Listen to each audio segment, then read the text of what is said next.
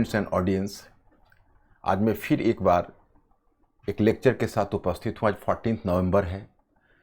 हमारे लिए तो बड़ा ही ऑस्पिशियस डे है, क्योंकि 134th birthday of Jawaharlal Nehru, उनका 134वां जन्मदिन है। आपको आश्चर्य होगा कि इस युग में फिर नेहरू की चर्चा।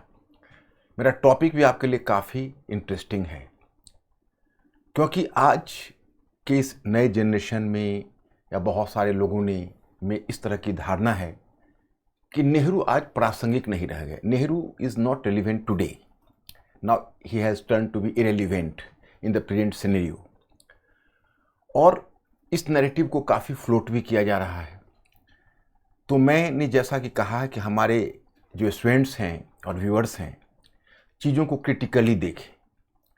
क्रिटिकली देखने का मतलब है कि हमें दोनों एस्पेक्ट देखना चाहिए और हमें उनकी परिस्थितियों में और उनके काल में जाकर उनका मूल्यांकन करना चाहिए। अब नेहरू प्रासंगिक रह गए या नहीं, इसका जजमेंट मैं आपके हाथ में देता हूं। भारत के पहले प्राइम मिनिस्टर, उनको हम लोग जब अपने स्कूल और डेज में पढ़ते थे तो याद है कि हम लोग को निबंध लिखना पड़ता था, Jawaharlal Nehru the architect of modern India. Jawaharlal Nehru आधुनिक भारत के निर्माता। और आज मतलब इस तरह की धारणा बन रही है कि अगर पंडित जवाहरलाल नेहरू नहीं होते तो देश की काफ़ी तरक्की हो गई होती। अब ये दो अलग अलग नैरेटिव में काफ़ी फर्क है।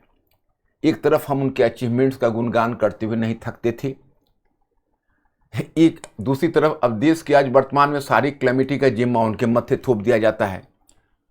तो इन दोनों नैरेटिव के बीच सच्चाई क्या है, मैं आपके सामने उपस्थित रखना चाहता हूं। और फिर यू आर द जज। हम एक लॉयर के रूप में अपना आर्गुमेंट प्रस्तुत करेंगे, एंड जैसा कि मैंने पीछे किया है कि बहुत हद तक न्यूट्रल रहने की कोशिश करेंगे। चलिए कहां से शुरू करें। पहले शुरू करते हैं नेशनल मूवमेंट ऑफ इंडिया से। पहले प्राइम मिनिस्टर थे, भारत के पहले प्राइम मिनिस्टर हुए, लेकिन ये पहला प्राइम मिनिस्टर थे जिन्होंने पल प्रतिपल देश की दास्ता को महसूस किया था, राष्ट्र को बनते देखा था और राष्ट्र की आजादी की लड़ाई में हिस्सा लिया था। राष्ट्र की आजादी की लड़ाई में हिस्सा लेने की बात नहीं है। अब समझ सकते हैं कि अगर किसी को लाइफ इम्प्रिजनमेंट दिया जाता है तो नॉर्मली 14 ईयर्स इम्प्रिजनमेंट होता है। पंडित जवाहरलाल नेहरू ने 9 ईयर्स जेल में बिताए। 9 ईयर्स जेल में बिताना अपने आप में बहुत बड़ी बात है। और मैं आपको एक बात बताऊं कि आप जानते हैं, सभी लोग जानते हैं कि he was a very affluent person. उनके शिक्षा दीक्षा हैरो कॉलेज में हुई, कैम्ब्रिज विश्वविद्यालय के प्रोडक्ट थे, और उनमें कहा जाता है काफ़ी अंग्रेजियत भी थी, वेस्टर्नाइज्ड वे ऑफ लाइफ था।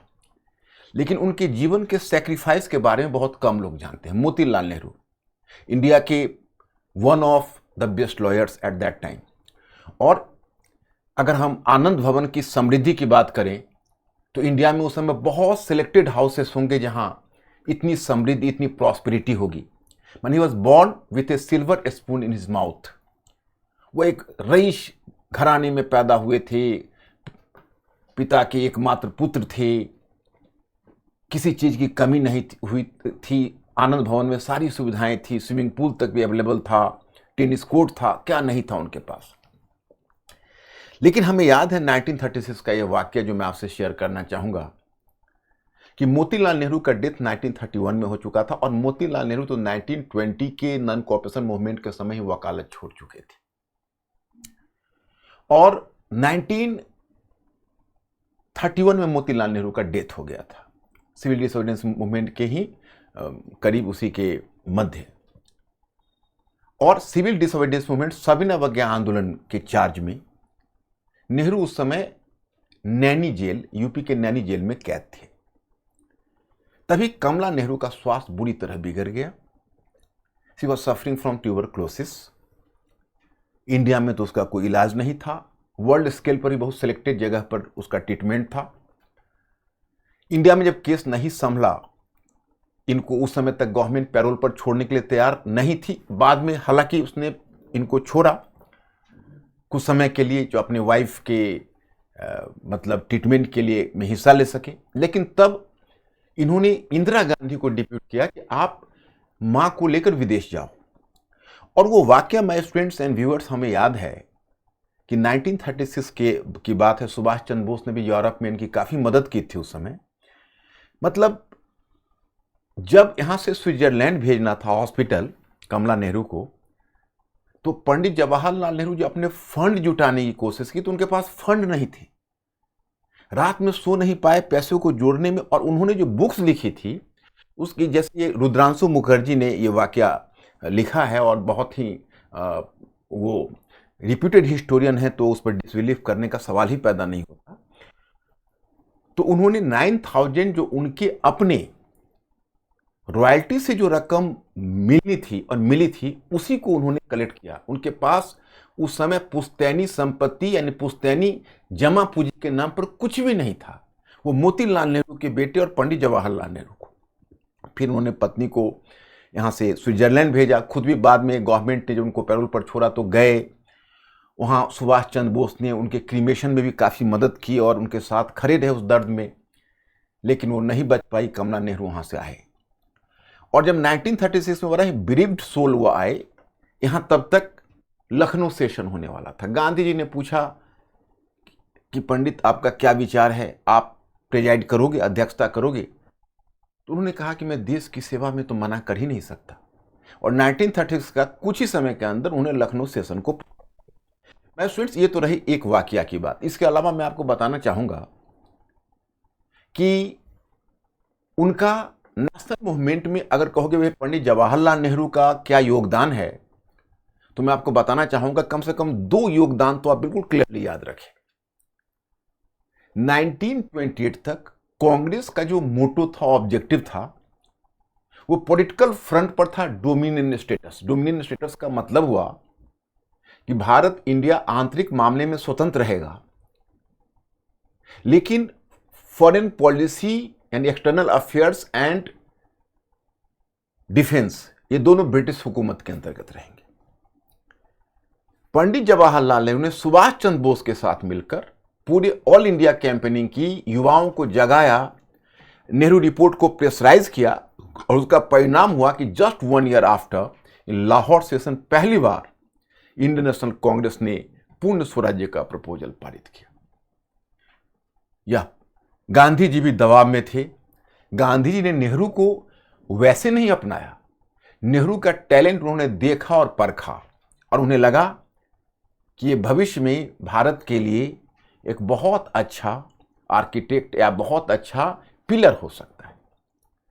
और मैं आपको बताऊं कि इस लाहौर सेशन इतना ही नहीं, पहले जो इंडियन नेशनल कांग्रेस था केवल पॉलिटिकल फ्रीडम राजनीतिक आजादी की बात करता था, लेकिन कांग्रेस के अंदर इन्होंने एक ऐसा स्ट्रॉन्ग सोशलिस्ट का गुट बनाया। इन्होंने कहा कि नहीं, पॉलिटिकल फ्रीडम विफुल करने वाली बात है, क्योंकि पॉलिटिकल फ्रीडम तो सिर्फ उन्हीं के लिए है, राजनीतिक आजादी, जो संपन्न है, जो मुट्ठी भर, जो कॉम्पिटेंट हैं, जो इकोनॉमिकली वेल ऑफ हैं। लेकिन इन करोड़ों किसानों और मजदूरों का क्या? और उन्हें कांग्रेस के एजेंडा में सोशलिज्म के प्रोग्राम को जोड़ा। आप देखिए 1929 में जब उन्होंने लाहौर सेशन को प्रेजाइड किया था, उस समय उन्होंने स्पष्ट घोषणा की थी कि मैं समाजवादी हूं, मुझे राजाओं और राजकुमारों में विश्वास नहीं। और जब 1936 में ही प्रेजाइडेड ओवर लखनऊ सेशन, उन्होंने कहा कि मैं मानता हूं कि भारत एवं विश्व की समस्या का एकमात्र कुंजी समाजवाद है। The only solution and only key to the problem of India and the world is socialism. So that was the declaration by Pandit Jawaharlal Nehru. और 1936 के लखनऊ सेशन और 1937 के फैजपुर सेशन में अगर कांग्रेस ने प्रो पेजेंट प्रोग्राम्स को अपनाया, अगर किसानों के पक्ष में कार्यक्रमों को अपनाया, तो इसमें आपको बहुत बड़ा क्रेडिट पंडित जवाहरलाल नेहरू को देना पड़ेगा। और 1937 में जो प्रांतीय चुनाव हुए, प्रोविंशियल इलेक्शंस हुए, उन इलेक्शंस में पंडित जवाहरलाल नेहरू ने पूरे इंडिया में कैंपेनिंग की। वो कांग्रेस के फेस बने थे, और उन्होंने देश के विभिन्न क्षेत्रों का दौरा करके और उस इलेक्शन कैंपेनिंग में उन्होंने सोशलिज्म को या किसानों के हक को, मजदूरों के हक को एक महत्वपूर्ण मुद्दा बनाया। और जो 1937 का जो कांग्रेस का चुनावी मैनिफेस्टो बना था, उस चुनावी घोषणा पत्र में भी बहुत सारे समाजवादी कार्यक्रम को अपनाए गए थे। तो मैं आपको बताना चाहता हूं कि कांग्रेस को उन्होंने एक नया ओरिएंटेशन दिया। सिर्फ यही नहीं है कि वह एक युवा नेता थे, उन्होंने कांग्रेस को एक नया ओरिएंटेशन दिया। उन्होंने नेशनल मूवमेंट का डायरेक्शन चेंज कर दिया। जेल में 9 ईयर्स तक रहे और तब उन्होंने राष्ट्र के एक एक पल को जिया, नेशनल मूवमेंट के एक एक पल को जिया, अनुभव लिया, एक्सपीरियंस किया और तब भारत के पहले प्रधानमंत्री बने। तो पहली बात तो मैं कहना चाहूंगा कि इंडिया के चाहे सबसेक्वेंट जो भी प्राइम मिनिस्टर्स हुए, उनका नेहरू का अनुभव नहीं हो सकता, क्योंकि नेहरू की तरह उन्होंने दास्ता से आज़ादी तक की लड़ाई के पल को नहीं महसूस किया है। इसको हम डिनाई नहीं कर सकते हैं। ये नेहरू का ही कह सकते हो प्रिविलेज है कि नेहरू उसको महसूस कर सके, आज़ादी की लड़ाई से लेकर और भारत की आज़ादी के बाद राष्ट्र बनने तक की प्रक्रिया में शरीक हुए। ये सौभाग्य दूसरे किसी प्राइम मिनिस्टर को नहीं मिला और ना इतना बड़ा उत्तरदायित्व किसी के सिर पर है। तो ये तो पहली बात हुई। अब जब आज़ादी मिली तो पहले आज़ादी के बाद कौन सा चैलेंज अपनाओ, मतलब एक तरह से आप यही समझिए कि 15 अगस्त 1947 को ब्रिटिश ने हमारे सामने एक चाबी दे दी कि आप अपना घर खोलो और चलाओ। ना हमें घर चलाने का अनुभव था, ना हमें ये पता था कि हमारे घर के अंदर क्या है, और ना हमें ये पता था कि हम कितने लोग घर के अंदर हैं और किसको क्या चाहिए। तो मतलब एक्चुअली 15 अगस्त 1947 को हम आज़ादी मनाते हैं, क्योंकि आज़ादी दिवस मनाते हैं क्योंकि उस दिन जो इंडिपेंडेंस हमें इस बात का मिला कि हम अपने तरीके से जीवन जी सकते हैं। लेकिन तरीका कौन सा अपनाना है, इसका तो अभी एक्सपेरिमेंट होना बाकी था। और ये डिपेंड करता था कि कॉकपिट पर देश में कौन बैठा हुआ है, वो राष्ट्र को किस दिशा में ले जाएगा। तो चलिए पहली बात आई कॉन्स्टिट्यूशन मेकिंग की। अब माय स्टूडेंट्स एंड व्यूअर्स, हमने तो हमेशा आपको present and the past communication series के माध्यम से आपको लीड किया है। तो हमने आपको हमेशा बताया है, एक चीज याद रखिएगा, हमने आपको बताया कि देखिए एक्चुअली हम राष्ट्र बने, हमारा अपना अलग अनुभव है जो मैं आपसे बांटना चाहूँगा।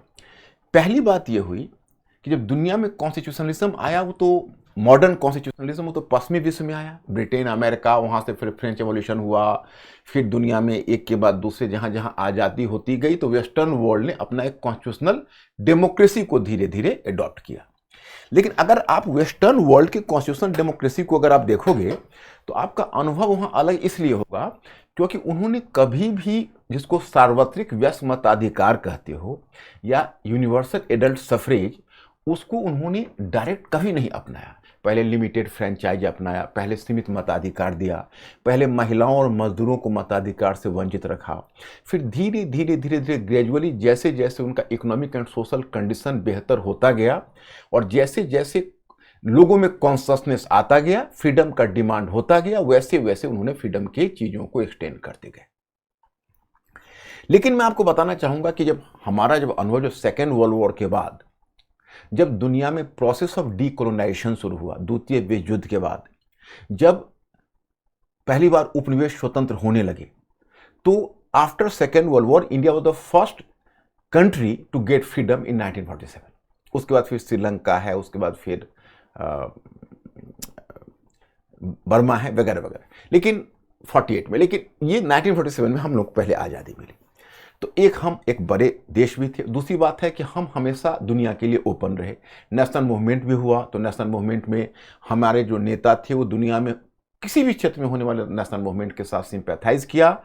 और हमने शुरू से ही, मतलब नेशनल मूवमेंट के दरमियान में ही हमने एक अंतर्राष्ट्रीय संबंधों का एक मानक विकसित कर लिया था कि हमारा इंटरनेशनल रिलेशंस क्या होगा। तो हम चूंकि दुनिया के लिए ओपन रहे, उसका सबसे बड़ा एग्जाम्पल देखिए, दिल्ली शहर में अगर आप होंगे या आप इसके बारे में जानते होंगे, दिल्ली में जब आप गाड़ी से निकल जाएंगे तो यहाँ पर देखेंगे कि एक एक रोड का नाम किसी न किसी अंतर्राष्ट्रीय लीडर के आधार के नाम पर है। मैंने जब लैटिन अमेरिका के साइमन बोलीवर का नाम जब मैंने पालम एयरपोर्ट से थोड़ा पहले पाया तो आई वॉज सो सरप्राइज्ड कि भाई देखो, साइमन बोलीवर कहाँ लैटिन अमेरिका का लीडर हुआ, उसके भी नाम पर सड़क है। नेल्सन मंडेला वगैरह तो बहुत आम चीज़ है क्योंकि नेल्सन मंडेला तो बहुत बाद में आए, लेकिन ऐसे ऐसे लीडर्स के नाम आपको मिलेंगे सड़क, रोड में उसके नाम पर सड़क, जो दुनिया में जो बहुत पहले आए और जिन्होंने नेशनल मूवमेंट को लीड किया। तो you are surprise to know that कि इंडिया हमेशा अपने आप का एक ग्लोबल पॉलिसी लेकर चला, कभी भी वो इंडिया इनवर्ड लुकिंग नहीं रहा, आउटवर्ड लुकिंग रहा। तो उस क्रम में हमने दुनिया के बाकी देशों से भी हमारा संपर्क रहा था। अब चूंकि दुनिया में हमारी पहचान भी थी, तो अब स्वतंत्रता के बाद ऊंट किस करवट बैठता है, हम कौन सा मॉडल अपनाने जा रहे हैं, इस पर बहुत कुछ डिपेंड करता था। मैंने आपको पहले भी किसी लेक्चर में बताया था कि जो ब्रिटिश प्राइम मिनिस्टर क्लीमेंट एटली था, उसका जवाहरलाल नेहरू से थोड़ा व्यक्तिगत संबंध भी था और दोनों के बीच अच्छे कम्युनिकेशन लाइन बने हुए थे, दोनों इनलाइटेंड थे। तो एटली ने पंडित जवाहरलाल नेहरू को कहा कि देखिए पंडित, मतलब इट्स माय सजेशन कि India should not seek for republicanism, माने इंडिया को गणतंत्र की तरफ नहीं जाना चाहिए, क्योंकि गणतंत्र बनने के लिए, मतलब वहाँ पर गणतंत्र और प्रजातंत्र एक दूसरे का विरोधी नहीं है, मतलब मीनिंग वही है कि आप अगर यूनिवर्सल एडल्ट सफरेज को अपनाते हो, सभी को मताधिकार देते हो, तो आपका इकोनॉमिक एंड सोशल कंडीशन ऐसा नहीं है, क्योंकि आप बहुत निर्धन हो, आपका यहाँ पर लिटरेसी भी नहीं है, बहुत कुछ इस तरह की चीज़ें हैं। तो उसने सजेस्ट किया बड़ा ही ऑनेस्टली, वो आप उसका अपना अनुभव होगा कि आप एक इनलाइटेंड मोनार्की ले आइए, मतलब एक प्रबुद्ध प्रजातंत्र लाइए आप। तो प्रबुद्ध प्रजातंत्र लाइए, मतलब प्रबुद्ध राजतंत्र लाइए। यू हैव टू ब्रिंग आप एन इनलाइटेंड मोनार्की, मतलब कि आप प्रबुद्ध राजतंत्र ले आइए, किसी को राजा बना दीजिए और थोड़ा सा समझदार हो और थोड़ा प्रजावत्सल हो, लोगों के दर्द को समझे, ऐसे किसी को आप आपस में ही चुनकर किसी एक को किंग बनाइए। अब इंडिया पूरे नेशनल मूवमेंट के दरमियान एक डेमोक्रेटिक टेम्परामेंट डेवलप किया था। हमारे जो नेता थे उनका डेमोक्रेसी के प्रति प्रतिबद्धता नेशनल मूवमेंट के समय स्थापित हो चुकी थी। क्लीमेंट एटली के प्रपोजल को इंडिया ने टर्न डाउन कर दिया, और जो वेस्टर्न कंट्रीज ने यह जो मिथ फैला रखा था कि नहीं, डेमोक्रेसी लाने के लिए एक खास स्टेज का इकोनॉमिक एंड सोशल डेवलपमेंट आवश्यक है, इस कॉन्सेप्ट, इस धारणा को हमने रिजेक्ट किया और पंडित जवाहरलाल नेहरू के लीडरशिप में किया। पंडित जवाहरलाल नेहरू ने लीड किया और डॉक्टर भीमराव अंबेडकर भी इस बात के पक्षधर थे, और बाकी हमारे नेता भी, वल्लभ भाई पटेल भी, बाकी नेता, कोई भी नेता लिमिटेड फ्रेंचाइज की बात नहीं कर रहे थे।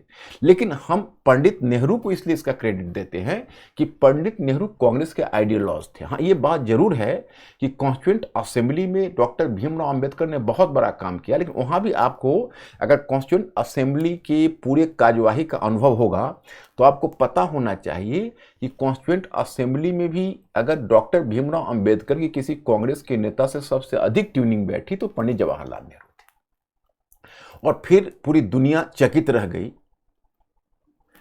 हमने डेमोक्रेसी को अडॉप्ट किया, यूनिवर्सल एडल्ट सफरेज को अडॉप्ट किया, मैंने सार्वत्रिक व्यस्त मताधिकार को, जबकि हमारी लिटरेसी रेट मात्र 16% थी, 16% साक्षरता दर। हमारे यहाँ लगभग 70% लोग उस समय पॉवर्टी लाइन, हालांकि पॉवर्टी लाइन का मेजरमेंट उतनी जल्दी नहीं हो पाया था, लेकिन उससे ऊपर रहे होंगे, इतनी हम उम्मीद करते हैं। हम खाद्यान्न के मामले में ऑन फूड्स, मतलब on the basis of, you can say कि on the front of foods we are not self reliant, हम खाद्यान्न के मामले में आत्मनिर्भर नहीं थे, लेकिन फिर भी इतना साहस हमने दिखाया। और परिणाम यह हुआ कि तृतीय विश्व, या कह सकते हो कि जो न्यूली इंडिपेंडेंट एशियो अफ्रीकन कंट्रीज थे, नव स्वतंत्र एशियाई अफ्रीकी देश थे, उन्होंने हमें नजीर के तौर पर देखा, टेम्पलेट के तौर पर देखा, और उन्होंने भी धीरे धीरे डेमोक्रेसी को अपनाना शुरू किया। तो हमने ये सिद्ध कर दिया कि डेमोक्रेसी केवल पश्चिमी देशों की बपौती नहीं है, और यह हमने सिद्ध किया पंडित जवाहरलाल नेहरू के नेतृत्व में। अब तीसरी परीक्षा राष्ट्र की होनी थी कॉम्युनलिज्म वर्सेस सेकुलरिज्म के मुद्दे पर, क्योंकि आप जानते हैं कि हमारी आज़ादी बहुत रक्त रंजित आज़ादी थी, बहुत ही ब्लडी फ्रीडम थी, क्योंकि हमें फ्रीडम तो मिली, लेकिन खून, रक्तपात, हिंसा, ब्लड सेड, मतलब वायलेंस सबके साथ मिली। शरणार्थियों का जत्था दोनों तरफ से जा रहा था। 15 अगस्त 1947 को एक तरफ हमने आजादी का झंडा फहराया और इवनिंग में पंजाब में दंगे छिड़ गए। बंगाल के नोआखाली में तो पहले ही गांधी जी शांत कर चुके थे, पंजाब में दंगे छिड़ गए। हालांकि जब नोआखाली में दंगे छिड़े थे, उसके बाद उस समय इंटरिम गवर्नमेंट का भी गठन हुआ था, फिर मुंगेर में दंगे छिड़े, बॉम्बे में दंगे छिड़े। तो सबसे बड़ी बात, जब पंजाब में दंगे छिड़े तो पाकिस्तानी साइड पंजाब में भी दंगे छिड़े हुए, तो हिंदुस्तानी साइड पंजाब में भी दंगे छिड़े हुए थे। उस समय देखो, सेकुलरिज्म की सबसे बड़ी परीक्षा यह थी कि हम देखिए, अब देखो, अब एक मैं कंक्रीट एग्जाम्पल देता हूं। जैसे आप हमारे घर, गांव या मोहल्ले हैं, उसमें अगर हमारे भाई हैं, वो गलत कर रहे हैं, किसी और का भाई भी गलत कर रहा है, तो अगर वो अपने भाई को फेवर कर रहा है गलती के बाद, तो हमारे ऊपर सामाजिक और घरेलू दबाव पड़ता है कि भाई जब वो अपने गलत रास्ते पर गए हुए या मिसलीड ब्रदर को जब वह सपोर्ट कर रहा है, तो even you should support your own brother in spite of the fact that he is not on the right path. आपको भी अपने भाई को समर्थन करना चाहिए। तो उस समय कांग्रेस के अंदर भी धीरे धीरे ये सुगबुगाहट हो रही थी कि पाकिस्तानी पंजाब में हिंदुओं को सुरक्षा नहीं दी जा रही है, तो फिर इंडिया में हम मुसलमानों की सुरक्षा के प्रति इतना प्रतिबद्ध क्यों है।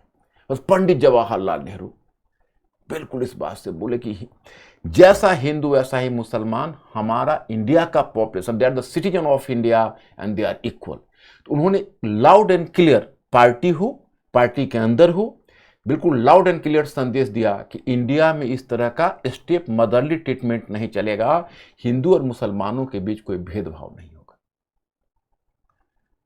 अब उस समय एक महकमा ऐसा भी था इंडिया में जो चाहता था कि India should be the mirror image of Pakistan. If Pakistan is a Muslim nation, so India should be A Hindu nation. मतलब पाकिस्तान का मिरर इमेज इंडिया को होना चाहिए, अगर वह मुस्लिम देश है तो इंडिया को हिंदू राष्ट्र होना चाहिए। इसको हमारे लीडर्स ने रिजेक्ट किया। उसमें सबसे अव्वल या सबसे लीडिंग पर्सनालिटी पंडित जवाहरलाल नेहरू थे। उन्होंने साफ मना कर दिया कि नहीं, इंडिया जैसे हिंदू और मुसलमान, यह इंडिया एक ऐसा नेशन होगा जिसमें सभी जाति, सभी वर्ग और सभी संप्रदाय के लिए समान जगह होगी। हम सिविक नेशनलिज्म चाहते हैं, हम ना तो एथनिक नेशनलिज्म चाहते हैं, ना कॉमनल नेशनलिज्म चाहते हैं, हम एक सिविक नेशनलिज्म चाहते हैं। तो उनका इस मामले में कॉन्सेप्ट क्लियर था। इतना ही नहीं, उसमें दो गुट थे। आपको पता ही है कि गांधी जी की हत्या हो चुकी थी, उनका असैसिनेशन हुआ था, राष्ट्रपिता नहीं रहे थे, और मतलब इस तरह की स्थिति आ चुकी थी। तो वैसी स्थिति में कांग्रेस के अंदर ही बहुत सारे लीडर्स थे जिनका सेकुलर क्रेडेंटियल्स पर प्रश्न चिन्ह लग चुका था कि वो सेकुलर है या नहीं, या सेकुलर होने का मतलब प्रोजेक्ट तो करते हैं परंतु सेकुलरिज्म के फ्रंट पर वो खड़े नहीं उतर पा रहे हैं।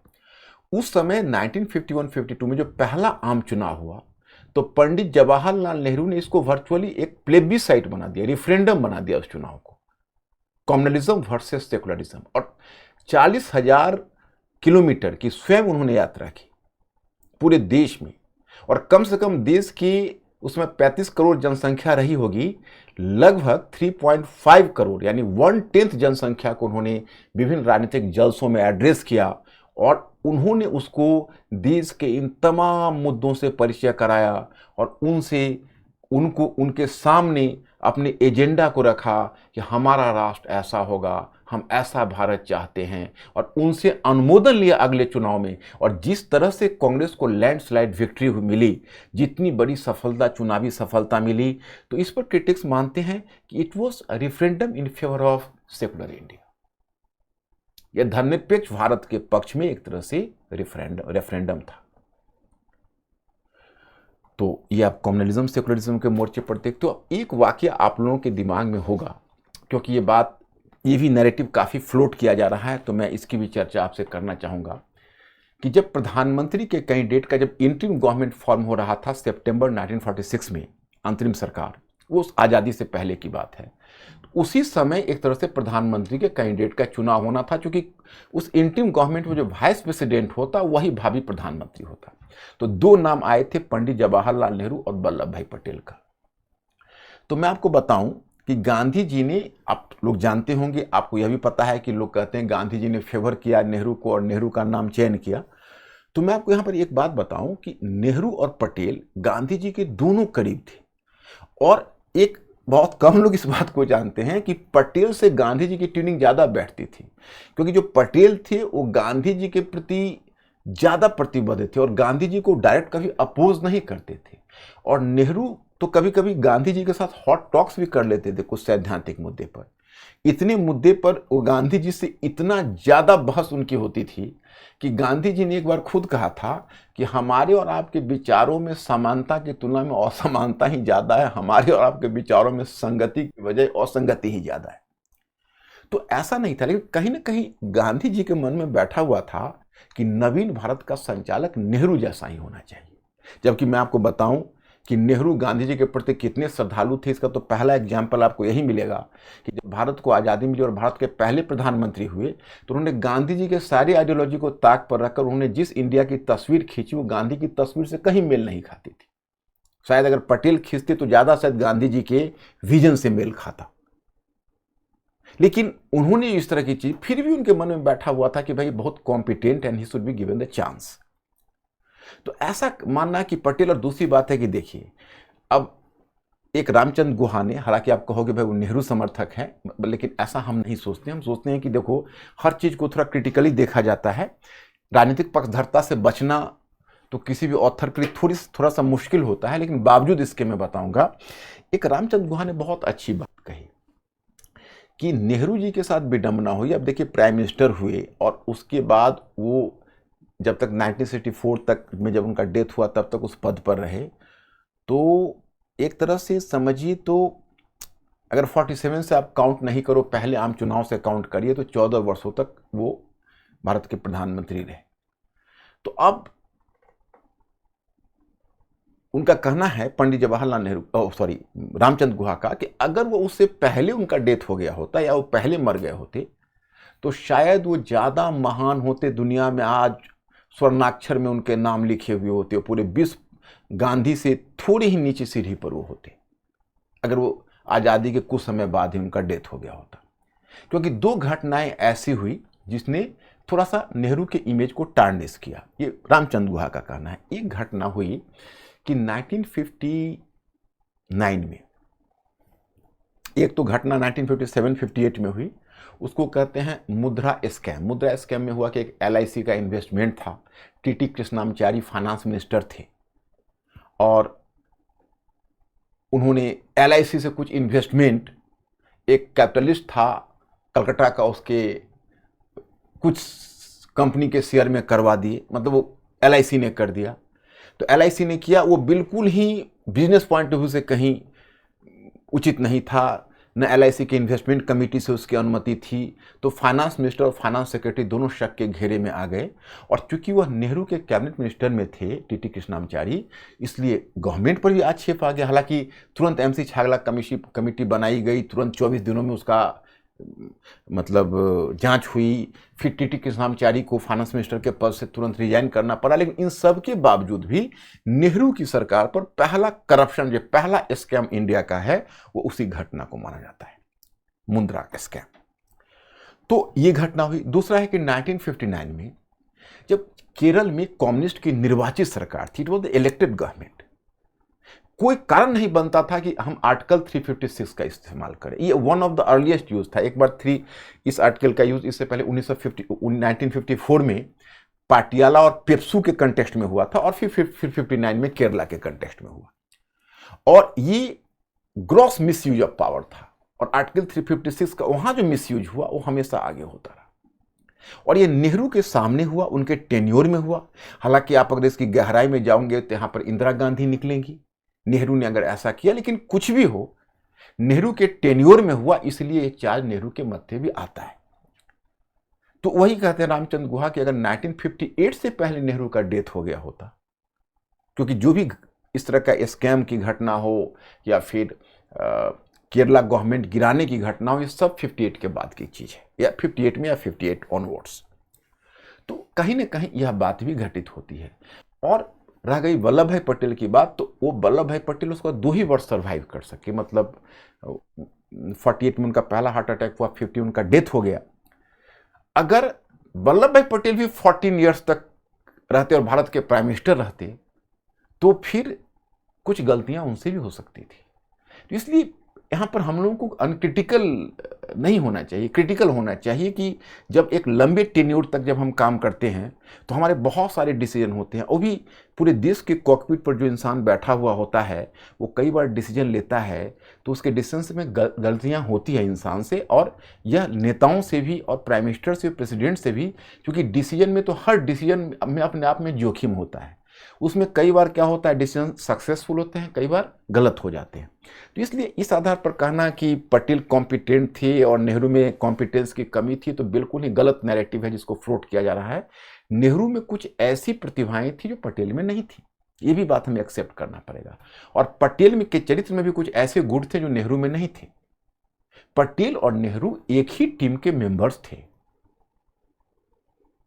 एक ही राष्ट्र के पिलर्स थे, तो उनको एक दूसरे के कॉम्पिटिटर के रूप में खड़ा करना दैट इज नॉट फेयर। तो खैर चलिए, ये तो बात ये हुई। अब हम नेक्स्ट वन आता है आइडिया ऑफ इंडिया। कई बार हम देखते हैं कि बहुत सारे टीवी चैनल्स पर भी, बहुत सारे राजनीतिक महकमे में, कई बार न्यूज़पेपर आर्टिकल्स में भी आइडिया ऑफ इंडिया आता है। आइडिया ऑफ इंडिया आप लोग भी देखे होंगे कि आइडिया ऑफ इंडिया बार बार इस नैरेटिव को फ्लोट किया जाता है कि आइडिया ऑफ इंडिया। लेकिन जब आइडिया ऑफ इंडिया में कहीं देखता हूं तो बड़ा गौर से सुनने लगता हूं कि what does this guy mean by idea of India, और हमें निराशा होती है। कई बार बड़े एजुकेशनिस्ट खड़े हो जाते हैं आइडिया ऑफ इंडिया बताने के लिए, लेकिन what is idea of India उस पर कुछ बात ही नहीं हो पाती। अरे आइडिया ऑफ इंडिया है, आइडिया ऑफ इंडिया का कॉर्नर स्टोन है unity in diversity. Unity in diversity, विविधता में एकता। और यूनिटी इन डाइवर्सिटी का स्लोगन किसने दिया? आप पता करिए कि who point the term unity in diversity, Pandit Jawaharlal Nehru. क्योंकि ये टेक्निकल पहलू को बहुत कम लोग जानते हैं। आप मेरे चैनल पर, हम आपसे रिक्वेस्ट करेंगे, एक लेक्चर जरूर देखिएगा। उस लेक्चर का टाइटल होगा कि भारत की आज़ादी से भी बड़ी चुनौती थी भारत में राष्ट्र निर्माण।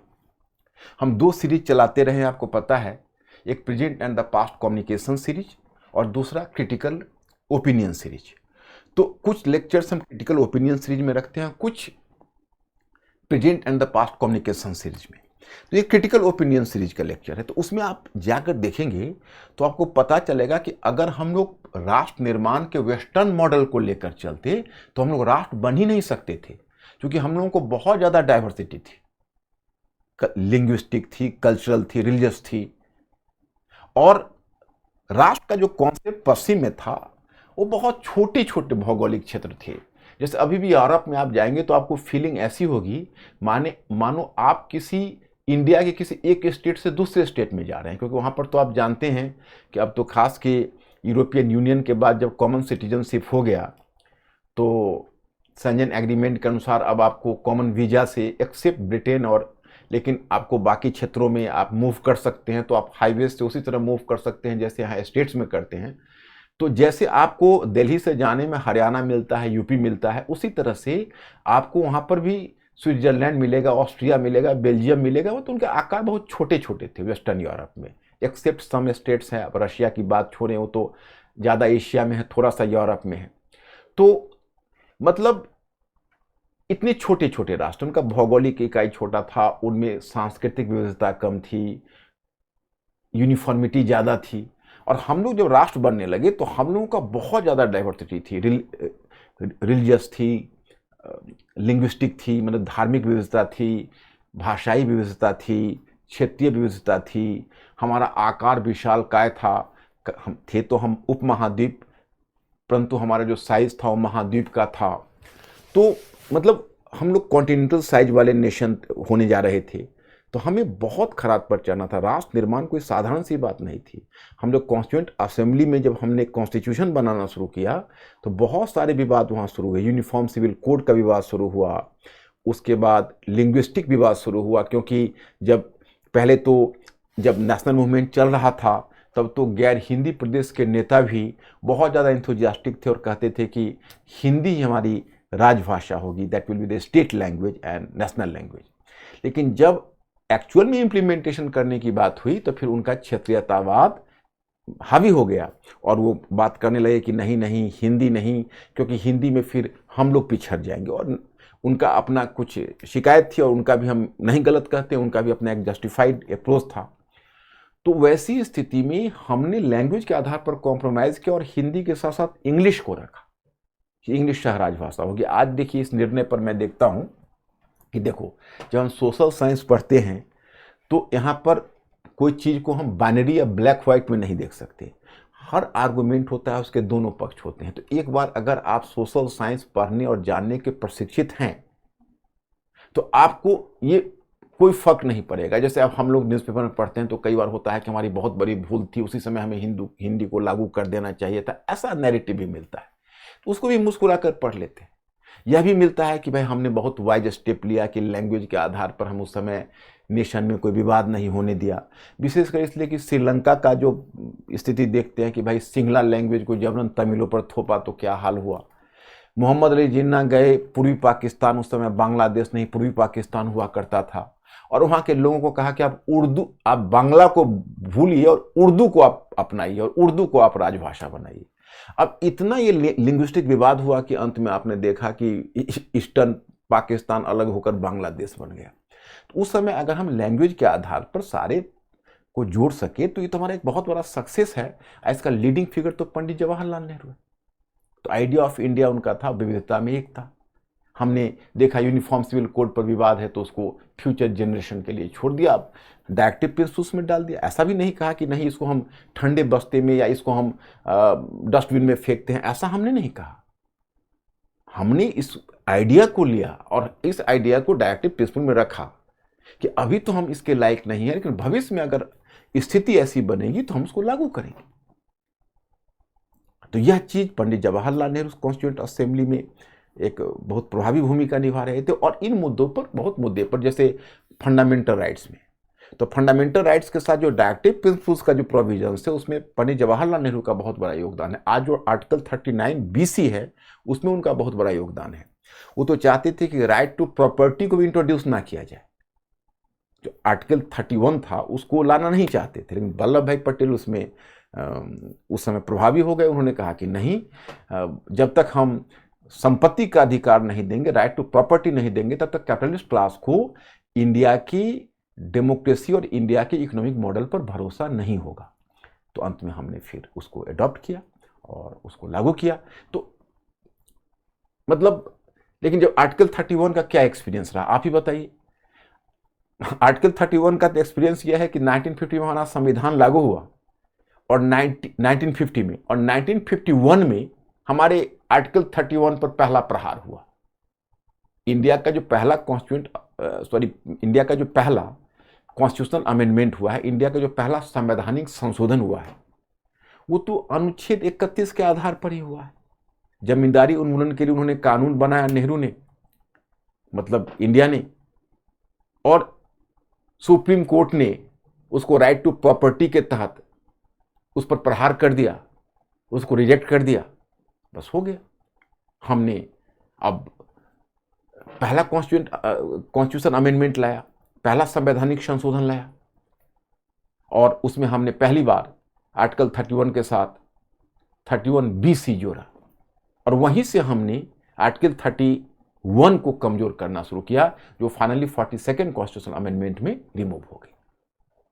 तो मतलब यह है कि एक्सपीरियंस क्या कहता है कि हमने उस समय दबाव में लाया, लेकिन वो रहा नहीं, क्योंकि जितने इकोनॉमिक एंड सोशल प्रॉब्लम्स हमारे यहां थे उसमें right to property, fundamental rights नहीं चल सकता था।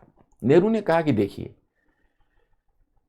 जो राजनीतिक स्वतंत्रता है या नागरिक स्वतंत्रता है, यह 19वीं सेंचुरी का कॉन्सेप्ट है, लेकिन जो 20वीं सेंचुरी का कॉन्सेप्ट है वह इकोनॉमिक फ्रीडम। क्योंकि 20वीं सेंचुरी में आकर यह बात पता चली, यानी 20वीं सदी में यह बात पता चली कि जब तक लोगों को आर्थिक स्वतंत्रता नहीं मिलेगी तब तक ना तो नागरिक स्वतंत्रता रह जाएगी, ना व्यक्तिगत स्वतंत्रता रह जाएगी। कोई भी स्वतंत्रता तभी रहेगी जब आर्थिक स्वतंत्रता रहेगी। तो इसके बाद कॉन्सेप्ट चेंज कर गया। तो वही मैं एक उदाहरण के तौर पर आपको बता रहा हूं।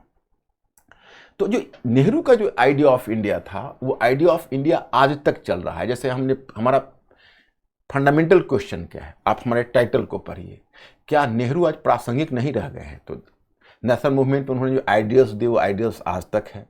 कॉन्स्टिट्यूशन मेकिंग में उन्होंने जो आदर्श रखा वो आज भी हमारे संविधान का आदर्श है। बल्कि वो तो कह सकते हैं कि हमारा जो सुप्रीम कोर्ट ने जो बेसिक स्ट्रक्चर ऑफ कॉन्स्टिट्यूशन का है उसमें शामिल है, सेकुलरिज्म बेसिक स्ट्रक्चर में शामिल है, आप देखते हैं तो फेडरलिज्म है, ये बेसिक स्ट्रक्चर में शामिल हैं।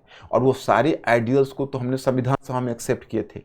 फिर कम्युनलिज्म वर्सेस सेकुलरिज्म का मोर्चा में आप उनका सेकुलरिज्म का लेगेसी आज तक देख रहे हो। कोई भी आज खड़ा होकर इंडिया में नहीं कह सकता कि मैं कम्युनल हूं, और अगर ऐसा कहेगा तो उसको स्वीकृति नहीं मिलेगी,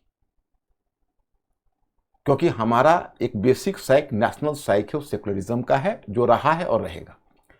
और next one idea of India में विविधता में एकता, यूनिटी इन डाइवर्सिटी। आज अगर कोई 5वीं कक्षा का बालक भी अगर निबंध लिखता है तो यही लिखता है कि भारत विविधता में एकता का उदाहरण है।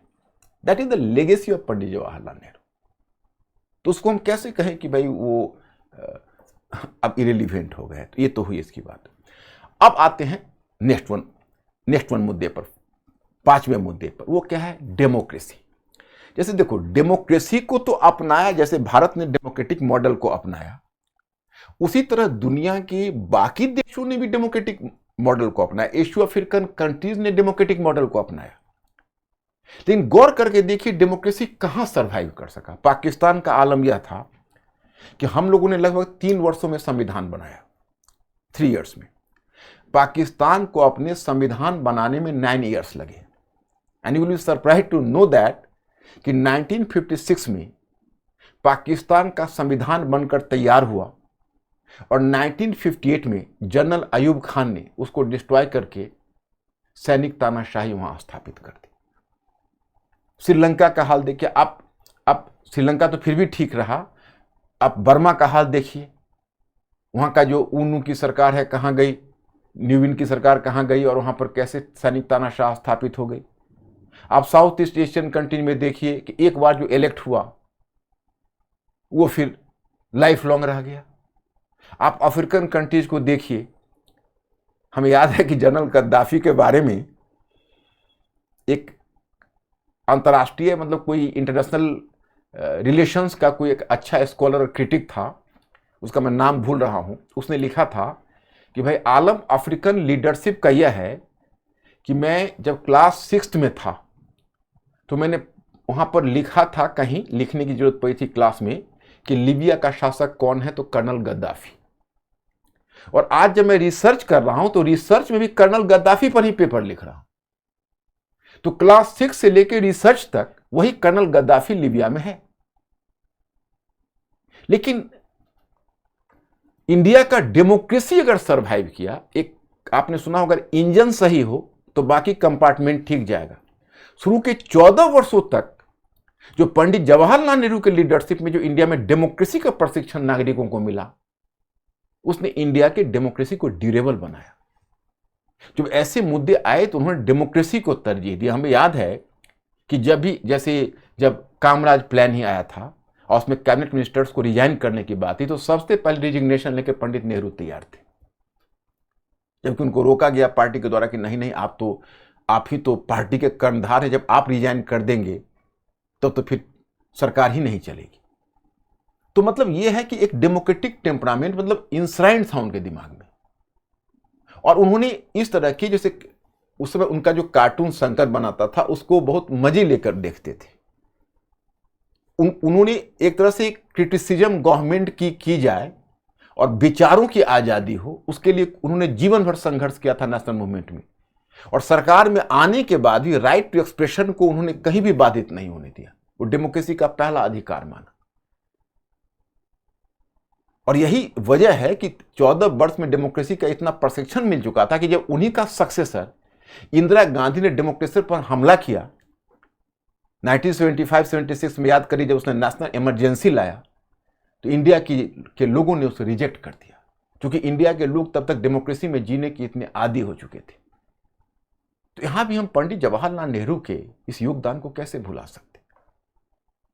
अब हमें याद है कि हमारे जो finance minister late Arun Jaitley थे, तो आर्थिक मोर्चे पर आते हैं, उस पर चर्चा करते हैं। तो अरुण जेटली ने कहा था, वो तो बहुत बड़े विद्वान थे और सब कुछ है, उन्होंने यह कहा था कि नेहरूवादी आर्थिक मॉडल ने इस देश को बहुत क्षति पहुंचाई और बर्बाद कर दिया। मतलब it was detrimental to, finance minister थे तभी की बात है, तो डेट्रीमेंटल टू इंडियन इकोनॉमी उन्होंने कहा। और रेस्पेक्टेड फाइनेंस मिनिस्टर वो भी हैं, उनको भी कुछ वित्तीय विशेषज्ञता थी। लेकिन हमें एक चीज आश्चर्य हुआ कि उन्होंने ये चार्ज लाया, उसके लिए कोई चीज नहीं। इस तरह की तो एक दूसरे का क्रिटिसिज्म होता ही है, तो क्रिटिसिज्म कोई ओपन होना चाहिए उसमें। अगर नेहरू की नीति ने वास्तव में इकोनॉमी को क्षति पहुंचाई तो इस पर विवरण, इस पर चर्चा और इस पर विवाद जरूर होना चाहिए। लेकिन हमें याद है कि ऐसा कुछ जब हम नेहरू का मूल्यांकन करते हैं तो दिक्कत ये होती है कि तब हम 2020, 21 या 22 के पर्सपेक्टिव से करने लगते हैं। देखिए, if you are just making assessment of some period, if you are making evaluation of some period, so my request is you better to put your foot in that shoe which is associated with this period। मतलब हम अगर किसी काल की आलोचना करते हैं या उसका मूल्यांकन, आलोचना का मतलब केवल नेगेटिव नहीं होता है, उसका मूल्यांकन, उसका असेसमेंट करते हैं, तो उस असेसमेंट में हमें यह ध्यान रखना चाहिए कि हम उन्हीं मानदंडों पर करें जो उनके युग में है। अब जैसे देखिए, एक नैरेटिव फ्लोट किया जा रहा है, हमने संजीव सान्याल का भी बहुत पहले एक इकोनॉमी की बुक पढ़ी थी, उसमें कुछ एक आर्टिकल मैंने देखा था, संभवतः मुझे याद है, संभवतः कुछ ऐसा था कि 1991 में इंडिया को वास्तविक आज़ादी मिली, उसको इंडियन रेनेसां कहा गया। क्योंकि 1991 में क्या हुआ, आज एक कम से कम शिक्षित भारतीय तो जरूर जानते हैं कि 1991 में आर्थिक उदारीकरण हुआ, हमारी इकोनॉमी ओपन हुई। और जब आर्थिक उदारीकरण की बात होती है तो नेहरूवियन मॉडल्स से पीछे हटने या उससे स्वतंत्र होने की बात होती है, क्योंकि जब नेहरूवादी मॉडल से जिस एक्सटेंट तक हम हटेंगे उसी एक्सटेंट तक आर्थिक उदारीकरण होगा, इकोनॉमिक लिबरलाइजेशन होगा। तो 1991 में नरसिम्हा राव की गवर्नमेंट ने जो आर्थिक उदारीकरण की नीति अपनाई वो आगे तक चलती रही। सब्सिक्वेंट गवर्नमेंट में अटल बिहारी वाजपेयी ने उसे आगे बढ़ाया। पहले नरसिम्हा राव की गवर्नमेंट ने आगे बढ़ाया, फिर अटल बिहारी वाजपेयी ने आगे बढ़ाया, मनमोहन सिंह ने आगे बढ़ाया और आगे बढ़ते गए। फिर जब प्रधानमंत्री मोदी आए तो उन्होंने भी आगे बढ़ाया। तो कंटिन्यूएशन 1991 से हुआ और हमारी इकोनॉमी वाकई में बहुत ग्रो की। आज दुनिया की 5 बड़ी इकोनॉमी में है और उम्मीद की जाती है कि 2027 में 3rd largest economy of the world होगी। तो ये बहुत अच्छा अचीवमेंट है, ठीक है। लेकिन इससे नेहरू का मॉडल बुरा था, ये कैसे सिद्ध होता है?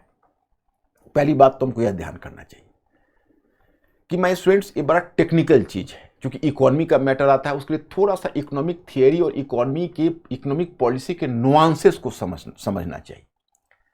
तो ये थोड़ा कॉम्प्लेक्स टॉपिक है, इसके लिए मुझे कोई एक लेक्चर अकेला लेना पड़ेगा जिसमें कि भारत की अर्थव्यवस्था नेहरू से लेकर मोदी तक हमें समझाना पड़ेगा आपको कि कैसे कैसे चेंजेज हुआ। और वो हमारा present and the past communication series के लेक्चर में होगा। अब देखता हूँ जिस दिन मौका मिलता है मैं आपको सामने उपस्थित होऊंगा। तो अभी इसको डिटेल्स में तो मैं आपको नहीं बता सकता क्योंकि ये थोड़ा कॉम्प्लिकेटेड है। लेकिन मोटे तौर पर आप समझ लीजिए कि अगर 91 में हमने अपनी इकोनॉमी को खोला, ठीक है, बहुत अच्छा किया। अगर हम 1940-50 में अगर अपनी इकोनॉमी को खोलते तो हमारी इकोनॉमी उसी समय ध्वस्त हो जाती या हम पागल कहे जाते। तो आज इंडिया नेहरू के नाम पर इतनी मातम मनाती कि मैं नेहरू ने क्या किया, हमारी इकोनॉमी को खोल दिया, तब जबकि हमारी इकोनॉमी को सबसे अधिक सपोर्ट की जरूरत थी। उदारीकरण का मोटे तौर पर मतलब होता है फ्री कंपटीशन। फ्री कंपटीशन में तो वही रेसलर आएगा जिसके शरीर में ताकत होगी। अब बताओ, हमारी इकोनॉमी उस समय लहूलुहान थी कॉलोनियल एक्सप्लॉयटेशन से, औपनिवेशिक शोषण से लहूलुहान थी।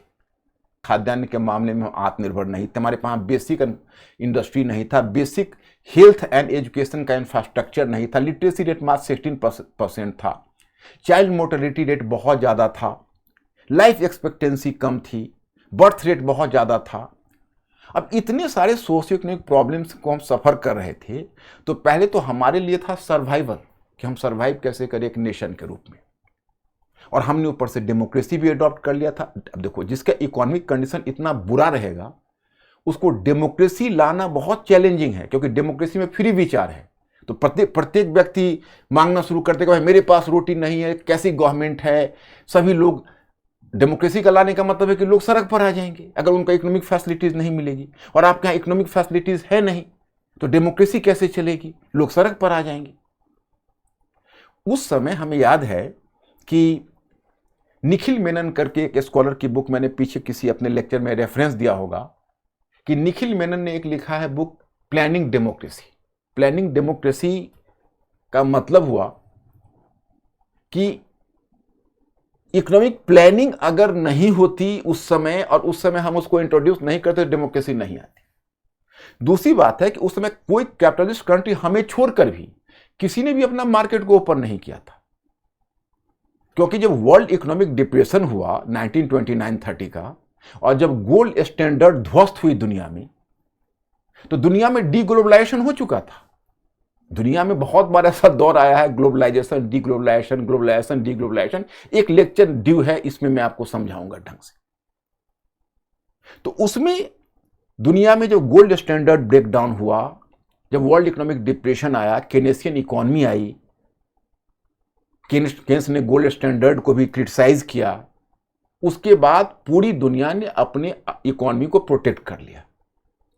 और यही तय हुआ कि भाई एक तरह से केनेसियन इकोनॉमिक्स के अंतर्गत कि भाई हम अब गवर्नमेंट का एक रोल होना चाहिए इकोनॉमी में, और गवर्नमेंट अब डिमांड को क्रिएट करेगा। सो अब एक मैक्सिमल स्टेट का कॉन्सेप्ट आ गया। मैक्सिमल स्टेट का मतलब है कि गवर्नमेंट इकोनॉमी में डायरेक्ट इंटरवेंशन करेगी और गवर्नमेंट प्रोडक्शन करेगी। तो एक मॉडल तो यह था जिसको आप capitalism based on Keynesian model कहिए। दूसरा मॉडल था जो सोवियत रशिया ने लाया था रशियन रेवोल्यूशन के बाद।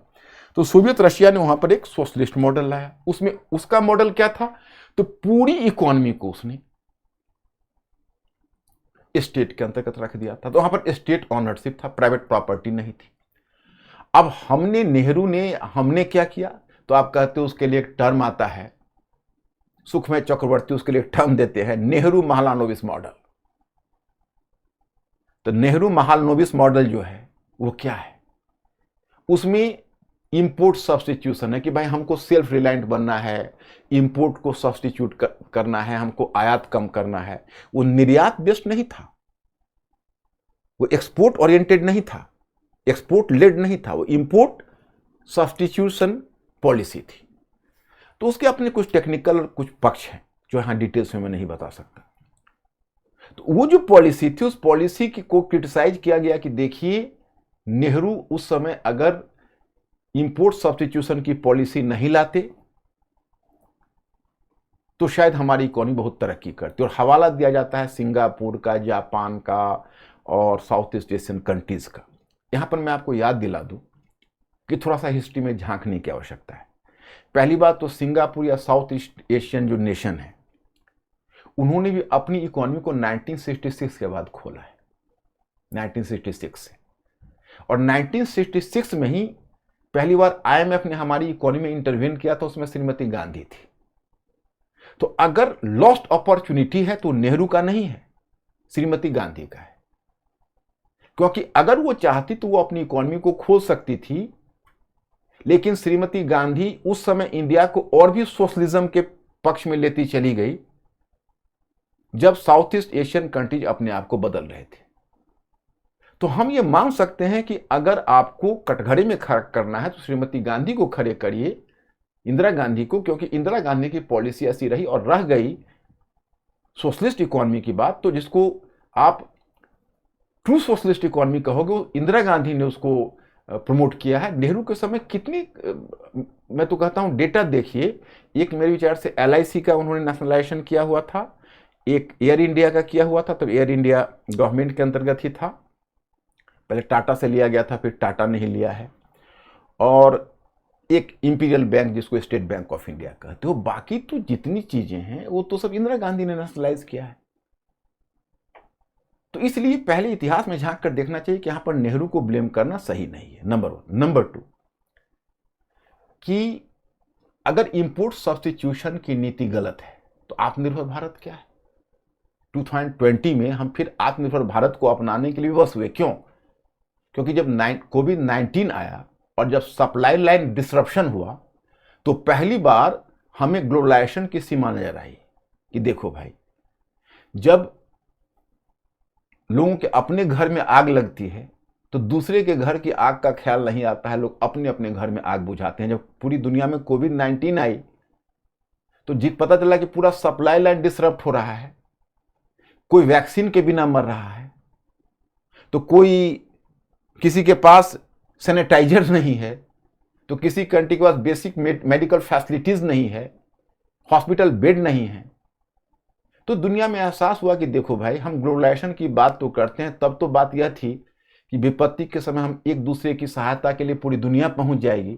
लेकिन कोविड-19 ने सिद्ध किया कि जब अपने मत्थे पड़ेगा तो कोई किसी का हेल्प करने वाला नहीं। तो हमने फिर एक नए नैरेटिव को जन्म दिया, एक नई पॉलिसी के साथ उपस्थित हो गए, जिसको कहते हैं आत्मनिर्भर भारत। तो आत्मनिर्भर भारत भी तो प्रकारांतर से नेहरू की इंपोर्ट, दोनों में भिन्नता है, मैं समझता हूं इस टेक्निकल पहलू को, लेकिन फिर भी इंपोर्ट सब्स्टिट्यूशन की ही तो पॉलिसी है। तो कहीं ना कहीं हमें जब विपत्ति आई तो हमने निर्णय लिया ना, तो उसमें नेहरू जब इतनी समस्याओं को सफर कर रहे थे, इतनी समस्याओं से ग्रस्त थी इकोनॉमी, और उन्होंने अगर इंपोर्ट सब्स्टिट्यूशन की पॉलिसी उस समय एडॉप्ट की, तो ये नैरेटिव कहां से फ्लोट हो गया कि उन्होंने इकोनॉमी को बर्बाद कर दिया। सो माय स्टूडेंट्स, हम समझते हैं कि जिस युग में हम हैं, जिस कंडीशन में हम हैं, जिस कंटेक्स्ट में हम हैं, उसमें रख कर देखेंगे तो पता चलेगा। अब रह गई कि एक नेहरू पर और चार्ज है। वो चार्ज ये है कि उन्होंने एग्रीकल्चर को नेग्लेक्ट किया। तो पहली बात तो मैं बता दूं, जैसे ग्रीन रेवोल्यूशन का नारा लाल बहादुर शास्त्री ने दिया, इंदिरा गांधी ने ग्रीन रेवोल्यूशन को आगे बढ़ाया, ये ठीक है, सही है, यू आर करेक्ट। लेकिन सवाल ये उठता है कि नेहरू का अगर बेसवर्क नहीं हुआ होता तो क्या आगे ग्रीन रेवोल्यूशन होता? अब नेहरू ने जितने सारे साइंटिफिक इंस्टीट्यूशंस एस्टेब्लिश किए, 17 डिपार्टमेंट तो एक झटके से उन्होंने इंट्रोड्यूस किया। अब जैसे CSIR था, नेशनल फिजिकल लेबोरेटरी था, थुम्बा प्रक्षेपण केंद्र था, BARC Bhabha atomic research centre था, एटॉमिक डिपार्टमेंट था, मतलब कितने IIT, IIM, इतने सारे इंस्टीट्यूशंस उन्होंने खड़े किए। और उन्होंने कहा कि dams are the temples of India, जो भारत के बांध हैं, मल्टीपर्पज प्रोजेक्ट, वही भारत के सही टेम्पल है, सही मंदिर है। भाखड़ा नांगल परियोजना, हीराकुंड परियोजना, दामोदर घाटी परियोजना, इतने सारे प्रोजेक्ट उन्होंने खड़े करने शुरू किए। तो हम आपको बताते कि बिना इसके, बिना इरिगेशन के, भाखड़ा नांगल के, क्या पंजाब की हरित क्रांति हो सकती थी? अगर ट्रैक्टर के लिए इंडस्ट्री नहीं बनाया गया होता, उन्होंने इंडस्ट्री बेसिक और फाउंडेशन इंडस्ट्री एस्टेब्लिश की, अगर ट्रैक्टर के लिए, इंसेक्टिसाइड्स के लिए, केमिकल फर्टिलाइजर के लिए अगर फैक्ट्री नहीं बनती, तो क्या इन ग्रीन रेवोल्यूशन होता? नंबर 1961 में उन्होंने मतलब इंटेंसिव एरिया डिस्ट्रिक्ट प्रोग्राम चलाया, IADP, जो एग्रीकल्चर के क्षेत्र में पहला मेजर प्रयोग था। तो बिना इन सब के, इस बेस वर्क की हरित क्रांति नहीं हो सकती थी। तो इसलिए नेहरू का ये नैरेटिव फ्लोट करना है कि भाई उन्होंने हरित क्रांति या किसानों को नेग्लेक्ट किया, तो मेरे विचार से ये गलत है, मेरे विचार से, बाकी आप लोग जज हो। तो ये चीज है। अब मैं एक बात और आपको बताना चाहूंगा कि जैसे नेहरू ने जमींदारी उन्मूलन किया, तो कोई भी सरकार करती, जो पहला स्वतंत्रता के बाद की, पूरी हमारे स्वतंत्रता आंदोलन में किसानों की पीड़ा को हमने बहुत महत्व दिया। तो स्वतंत्रता आंदोलन के बाद तो कोई भी सरकार आती तो वो वही करती जो उन्होंने किया, लेकिन उसमें उन्होंने बहुत हिम्मत से काम लिया। जैसे जब हमारा आर्टिकल 31 धराशायी होने लगा, आर्टिकल 31 के आधार पर जब कोर्ट ने उसमें बाधा डाली, तो उन्होंने तुरंत कॉन्स्टिट्यूशन अमेंडमेंट लाया। आप मतलब 16 डेज में संभवतः वो अमेंडमेंट लाया गया था। आप जाइए और उस समय के इतिहास को झांकिए, तो उसमें पंडित जवाहरलाल नेहरू को कितना विरोध का सामना करना पड़ा था पार्लियामेंट में। लोगों ने इतना तक कहा कि नेहरू डिक्टेटर हो रहा है, नेहरू फंडामेंटल राइट्स को ध्वस्त कर रहा है। अब अगर ये नेहरू नहीं करते तो जमींदारी उन्मूलन होता कैसे? हालांकि नेहरू का एक पार्शियल फेलियर है, मैं आपको बताता हूं। पार्शियल फेलियर यह है कि एक तरफ जमींदारी उन्मूलन तो किया, अबोलिशन ऑफ जमींदारी तो उनका रहा अचीवमेंट, लेकिन सेकेंड टर्म में नेहरू को चाहिए था कि लैंड रिडिस्ट्रीब्यूशन करें, भूमि का पुनर्वितरण। और भूमि का पुनर्वितरण किनके बीच हो? तो मजदूरों के बीच हो। लेकिन भूमि के पुनर्वितरण के मोर्चे पर, लैंड रिडिस्ट्रीब्यूशन के मोर्चे पर नेहरू विफल रहे। और अगर नेहरू विफल रहे तो मैं नेहरू की विफलता को स्वीकार करता हूं, लेकिन बताइए पिछले 7.5 दशकों में कौन दूसरी सरकार उस पर आगे बढ़ी? नेहरू तो बहुत पुराने एजेंडा हो गए। इंदिरा गांधी ने समाजवाद का नारा दिया, क्या उसने लैंड रिफॉर्म्स किया? क्या उसने रिडिस्ट्रीब्यूशन ऑफ लैंड किया? भूमि का पुनर्वितरण उसने किया? या आप वहां से आइए, अगर वेस्ट बंगाल के गवर्नमेंट को छोड़ दीजिए जो कम्युनिस्ट गवर्नमेंट ने किया, तो क्या आज तक बिहार की सरकार, जहां पर जमींदारी एक बहुत ही नेकेड रूप में थी, कभी लैंड रिफॉर्म्स ला पाई? तो पॉलिटिकल विल इसके लिए चाहिए। ये पॉलिटिकल विल जब किसी भी सरकार में नहीं है तो अकेला नेहरू ही दोषी क्यों? क्योंकि सरकार चलानी होती है, उसको बहुत सारे कॉम्प्रोमाइजेज एंड काउंटर कॉम्प्रोमाइजेज करने होते हैं, तो कैसे होगा? तो that is the economic policy. अब लास्ट में आया फॉरेन पॉलिसी। तो इकोनॉमिक पॉलिसी में अगर आज हम आत्मनिर्भर भारत लाए तो कहीं ना कहीं नेहरू का रेलिवेंस रहा। तो विदेश नीति की प्रासंगिकता को भी हम देख लें। देखिए, पहली बात कि आज अगर हम आज के इस नई पीढ़ी से पूछे कि भाई नेहरू के बारे में, उनकी विदेश नीति के बारे में क्या जानते हो, तो वह एक बात बताएंगे कि नेहरू की फॉरेन पॉलिसी की विफलता वो चाइनीज डिबेकल को बताएंगे कि भाई नेहरू की पॉलिसी के कारण इंडिया चाइना के हाथों पीटा गया। क्योंकि इस नैरेटिव को काफी फैलाया गया है, ये बात भी सही है कि नेहरू के काल का सबसे बड़ा डिबेकल है, जिस सदमा को झेल भी नहीं पाए, शायद कुछ वर्ष और भी जीवित होते परंतु उनकी अकाल मृत्यु हो गई इस घटना से। और ये एक बहुत बड़ा नेशनल सेटबैक था। लेकिन इसकी गहराई में अगर आप जाएंगे तो एक दो बातें निकलेगी। एक तो यह कि चाइना एक ऐसा ट्रीचरस कंट्री है कि मुझे लगता है कि चाइना के हाथों कोई ना कोई इंडियन प्राइम मिनिस्टर आज न कल जरूर ठगा जाता। He might have been cheated in foreign policy. क्योंकि चाइना एक बड़ा ही एक्सेप्शनल कंट्री है। अब देखिए, चाइना और इंडिया दोनों को एक कॉमन एक्सपीरियंस रहा कॉलोनियल एक्सप्लॉयटेशन का। दोनों both were exploited by the colonial power. मतलब चाइना और इंडिया दोनों एक ऐसे अजगर थे जो वेस्टर्न कंट्रीज के हाथों जिन्होंने बहुत दर्द झेला था। तो जब चीन को में चीनी गणतंत्र की स्थापना हुई, हालांकि उन चीनी गणतंत्र के बजाय अगर चियांग काई शेक की सरकार रह जाती तो इंडिया के लिए कहीं ज़्यादा हितकर था, क्योंकि चियांग काई शेक से इंडिया की काफ़ी ट्यूनिंग बैठती थी, वो उसका एक अलग इतिहास है। लेकिन जब 1949 में जब चीनी गणतंत्र की स्थापना हुई, चीन ने अपने आप को आज़ाद कंट्री के रूप में घोषित किया, तो इंडिया की आंखें चमकने लगी कि चाइना और इंडिया तो नेचुरल ब्रदर है, क्योंकि दोनों का कॉलोनियलिज्म का एक कॉमन एक्सपीरियंस है और एंटी कॉलोनियल मेंटेलिटी है। तो नेहरू जी के दिमाग में खिचड़ी पकने लगी कि भारत और चीन इन दोनों की एकता के आधार पर एशिया का रिसर्जेंस होगा। भारत चीन दोनों का अलायंस के आधार पर there would be the resurgence of Asia, Asia का पुनरुत्थान होगा। अब यही उनके चाइनीज डिबेकल का कारण बना, क्योंकि चीन की कुछ बातों को अनदेखी करते चले गए। ये एक ग्रॉस मिसकॉन्सेप्शन हुआ। लेकिन जो नेहरू जी की पॉलिसी का बाकी पक्ष अगर आप देखेंगे तो आपको पता चलेगा कि उनको डेमोक्रेटिक कर्जन कहा जाता था, क्योंकि भारत की सुरक्षा के प्रति वो बड़े चिंतित थे। सिक्किम के साथ जो उन्होंने समझौता किया 1949 में, वो भी पता होना चाहिए। उन्होंने नेपाल से 1950 में जो ट्रीटी की, वो आज तक नेपाल, उन्हीं शर्तों पर उन्होंने सिक्किम, नेपाल और भूटान से संधि की थी जिन शर्तों पर पहले ब्रिटिश ने की थी। और उनकी नेपाल पॉलिसी तो इतनी सफल थी कि त्रिभुवन वाले मामले में जिस तरह से उन्होंने केस को हैंडल किया था, ये सबको हतप्रभ कर देने की बात है।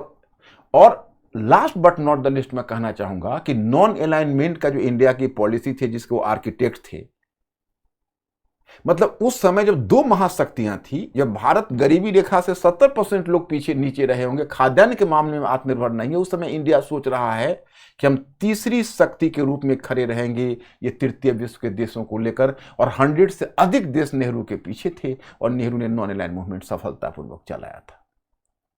तो ये अपने आप में बहुत बड़ी बात है। मतलब हमने उसी समय आज़ादी के बाद सिद्ध किया कि इंडिया के डीएनए में पिछलग्गू होना नहीं है, हम पिछलग्गू देश नहीं हो सकते। आज तक देखिए लेगेसी, आज भले इसका नाम हम मल्टी अलाइनमेंट की पॉलिसी दे दें, लेकिन क्या है, ये भी तो एक तरह का नॉन अलाइनमेंट है। ना हम यूक्रेन के साथ हैं, ना रूस के साथ हैं, ना अभी हम इजराइल के साथ हैं, ना पूरी तरह पैलेस्टाइन के साथ हैं। तो this is some sort of non alignment, इसको हम मल्टी अलाइनमेंट का नाम देते हैं। सो माई पॉइंट इज कि इसलिए यहाँ भी नेहरू की लीगेसी, उनका नॉन अलाइनमेंट मल्टी अलाइनमेंट के रूप में आज भी चल रहा है। और G20 की बैठक में भी हमने बैकडोर से, जैसा कि मैंने आपको बताया कि हम G21 बने कैसे, तो G20 की बैठक में हमने पिछले दरवाजे से बहुत सारे इन तृतीय विश्व को देशों को ला दिया दिल्ली बैठक में। तो यह भी कहीं ना कहीं हम नेहरू की याद दिलाता है कि नेहरू आज भी प्रासंगिक है। So my students and audience, मैं अब लेक्चर को बड़ा नहीं करना चाहता, आप लोगों के सामने मैंने दोनों पक्ष रख दिया, बाकी you are the just take the decision. तो अब मतलब हम यहीं अपने लेक्चर को समाप्त कर रहे हैं, फिर आपसे किसी दूसरे लेक्चर में मिलते हैं। Thank you very much, I will see you.